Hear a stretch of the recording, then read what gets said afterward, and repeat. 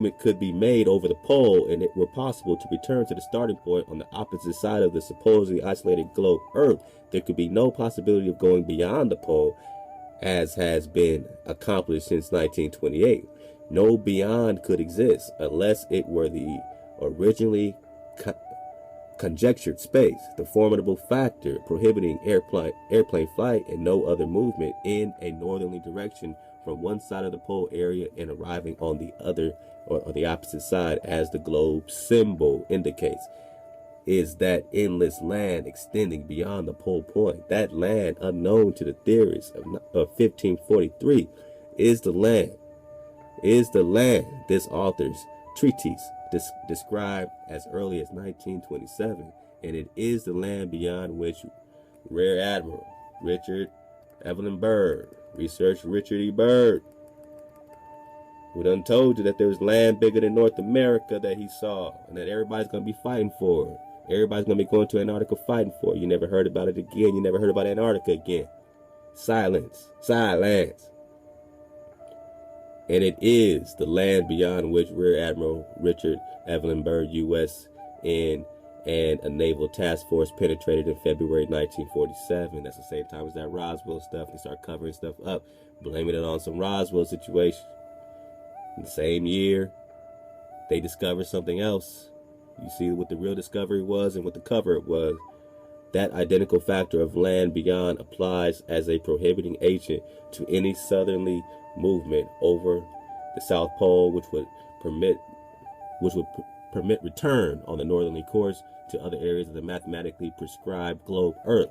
All movement north from the North Pole and south from the South Pole must, of physical necessity, lead beyond the Earth's northern and southern mathematical boundaries, and it leads directly away from and beyond the conjectured globe Earth. It should be remembered that the so-called northern and southern ends of the Earth were only assumed. They were never factually determined. Further, the assumptive value was imposed more than 400 years ago at a time when restrictions on polar explorations prohibited determination of factual terrestrial extent. It should also be held in mind that the Earth cannot be circumnavigated north and south within the meaning of circumnavigate.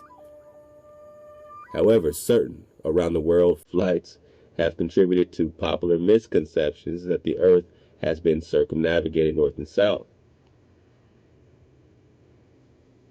over the pole.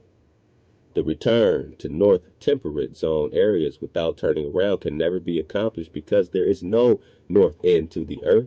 The same conditions hold true for the South Pole. All progressive movement beyond the respective pole points leads beyond the assumed ends of the isolated globe Earth, and that area beyond constitutes a land connection with the celestial. What were these trees? That connected land, though appearing up or out from the terrestrial points other than the poles, is attainable by movement straight ahead from the imaginary pole points. This is not 1927. The existence of worlds beyond the poles has been confirmed by U.S. naval exploration during the 30 years since then. The confirmation is most substantial, uh, though information has not been divulged from every rostrum. They of the rostrums are as little informed of the meaning of polar exploration as members of the press. That is why this book is dutifully but most arduously written. Here's a couple of, I got this the first time when I dropped this. Now you see the stratosphere, how every direction is up. From South Pole into so-called heavens above. So you go right in. I mean,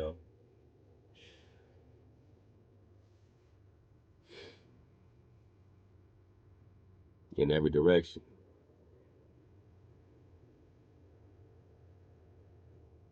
It's not a globe. You're talking about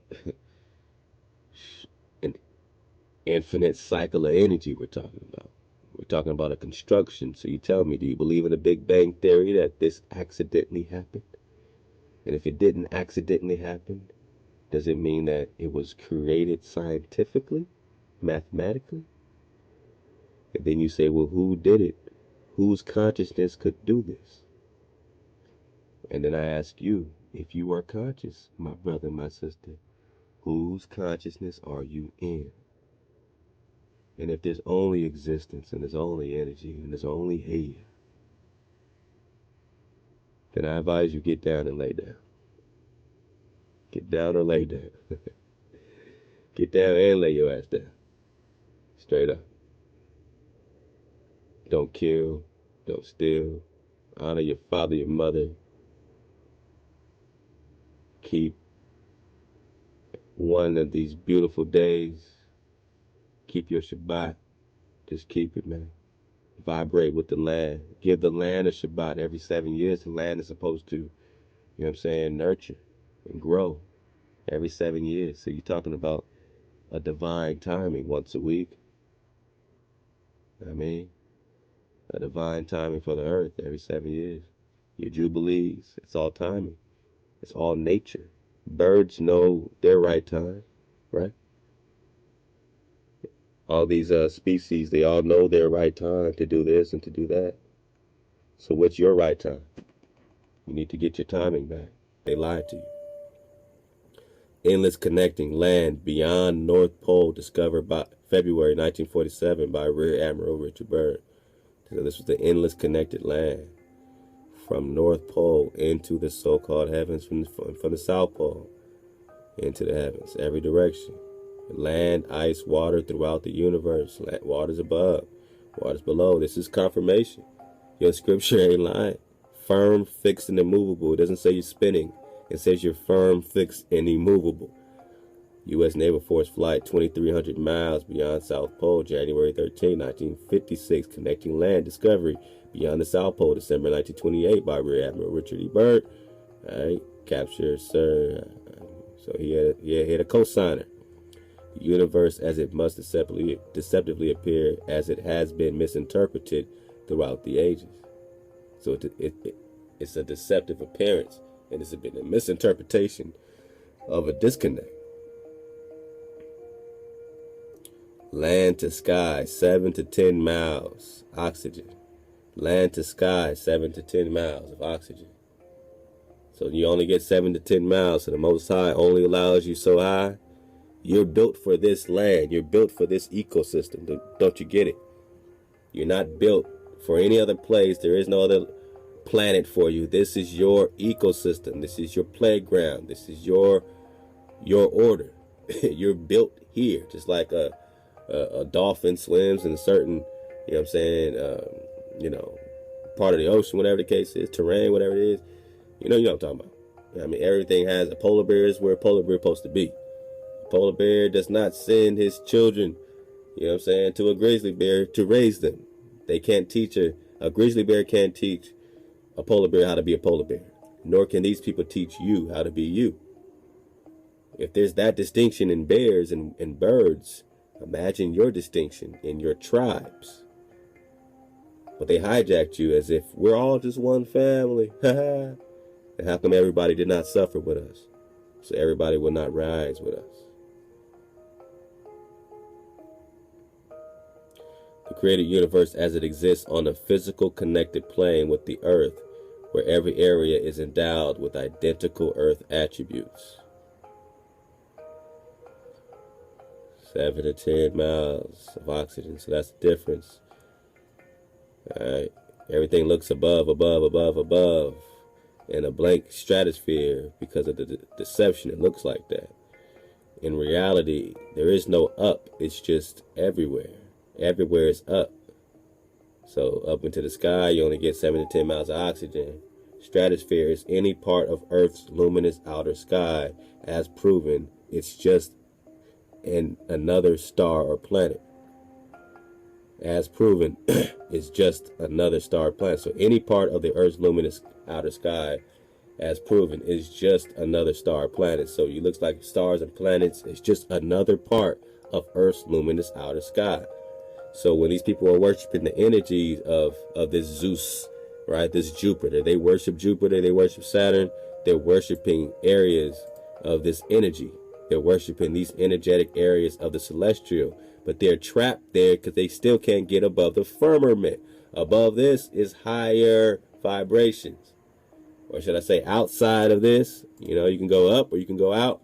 As you spiral out, it's higher vibrations, higher, higher, higher. But you are the center of it all. It all appears to revolve around you.